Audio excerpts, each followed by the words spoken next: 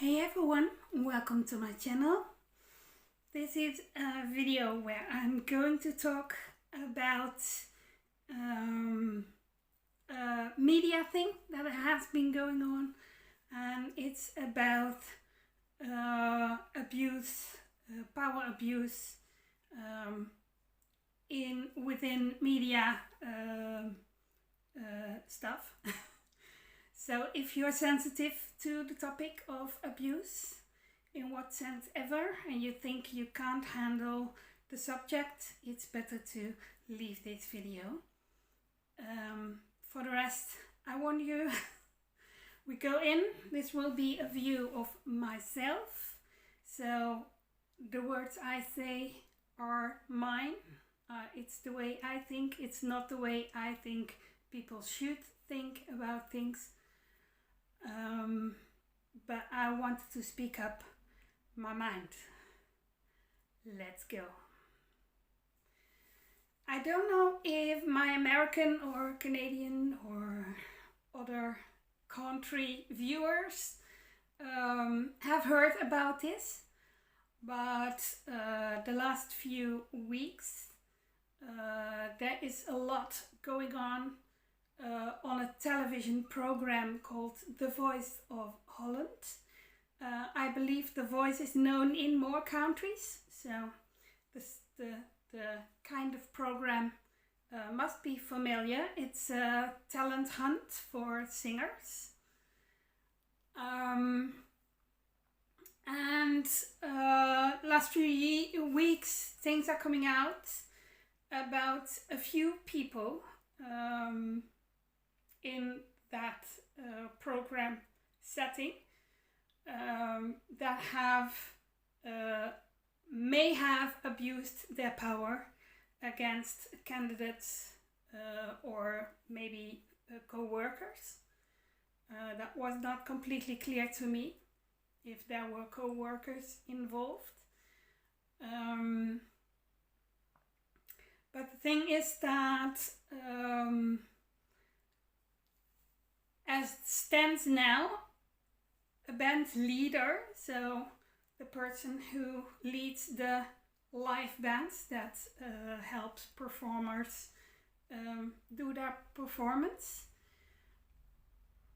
that band leader had over the span of 10 years inappropriate contact through messages, WhatsApp messages, and in face-to-face contact, had inappropriate contact with female contestants. Only one person complained about that, made an official complaint in 2019 already. And as far as I understood, that complaint was worked out internally within the company who makes the program. But later on, more people came out and saying the same kind of things about the same kind of person. And then as that evolved, and more journalists started digging in, and there is one specific journalist that has done in-depth, how you call that? In-depth investigation. I will link that interview or that program in the section below. It is on YouTube, and I think they have translation in English. I'm not sure, but I will link the full investigation interviews. They speak about what happened and who were involved in this. Then later on, stories came out about two of the judges from that program, which are two Dutch famous people. One is a rapper, and he does a lot of other things besides that, called Ali B. And the other one is a very big singer in our country called Marco Borsato. He once became famous because he did a talent show himself. He won what we then called the Sound Mix show in the 90s, and then his career started up. The allegations that women made, Ali Bey was and is now, I believe, officially, that has been investigation officially launched into him.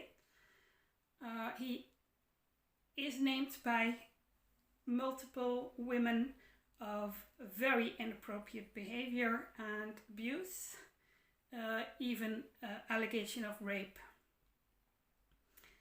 And to Marco Borsato, there were, as far as I've understood now, a few allegations from the younger contestants of The Voice Kids, so where the children are contestants.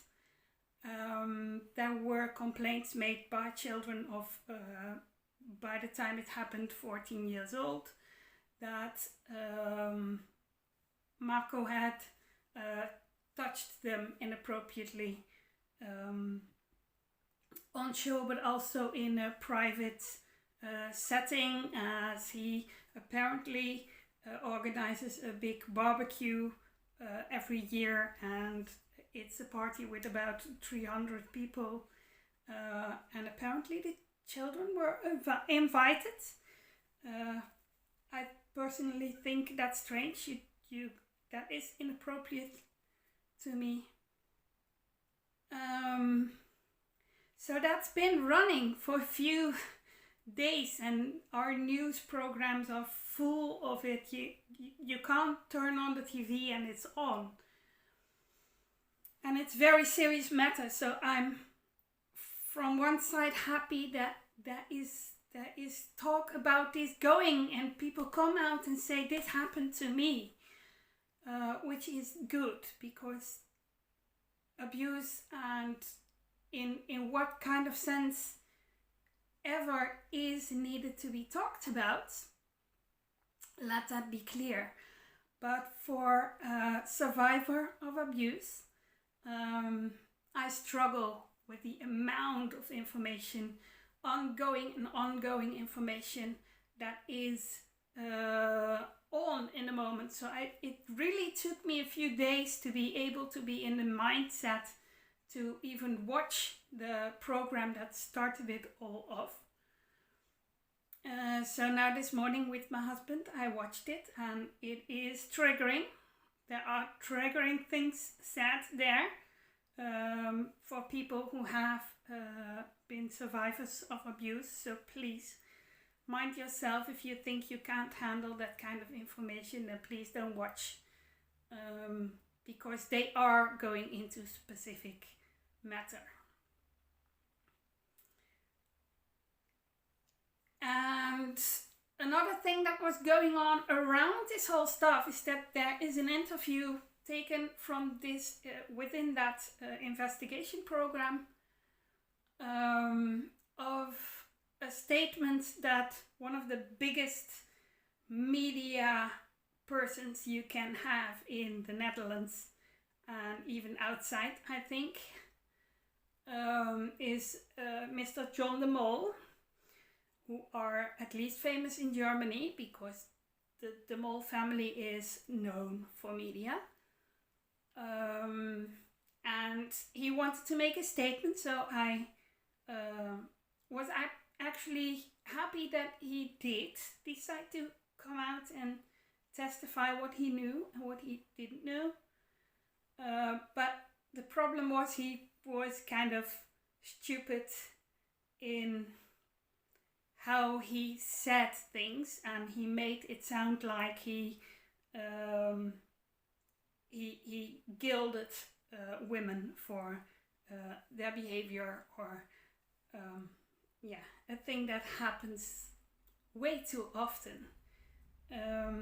abused. Nobody ever asks to be abused by anyone.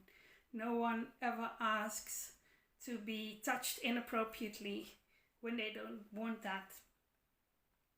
Nobody asks that happens to them. Nobody asks to have that power, that use of power to get what people want. So let that be very clear. I was not happy with him saying that too, but sometimes people say stupid things and you have to keep that in mind. This man was stressed, stressed out, of course, because it is his business and he should have known about it and he should have done things. And the problem is that band leader, that is his brother-in-law. That band leader was married. No, not married, I believe. He had private relations with his sister. So with John de Mol's sister, Linda de Mol.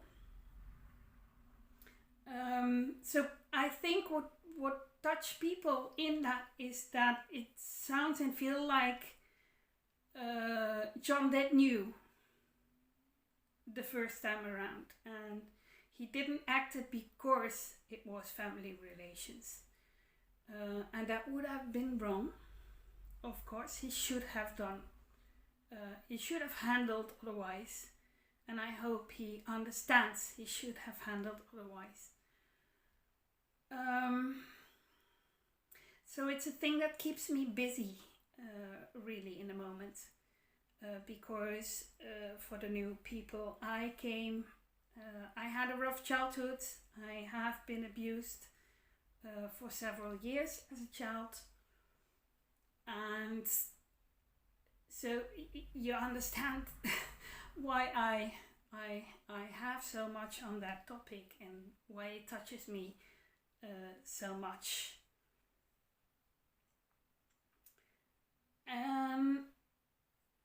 I think it's important that people speak up, of course. One of my biggest drives in the last month or year is to be able to speak up about what happened to me, to tell my story, to teach people about the consequences that it can have for the people that are being abused. Consequences can be very big, even if the thing itself was very small. It has big impact.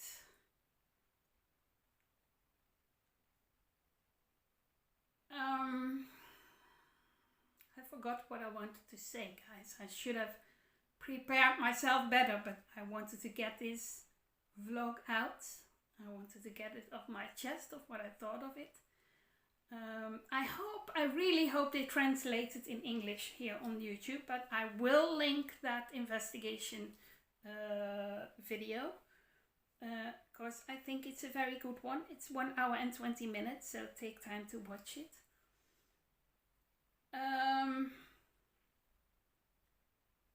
And for the rest, I'm doing better. I'm still not doing completely fine, but that is, seeing the circumstances, also not possible for me. But I start to feel more like myself, and I hope to get some videos out upcoming week. I have some art stuff laying down, and I hope to play with my art things, and I have the girls.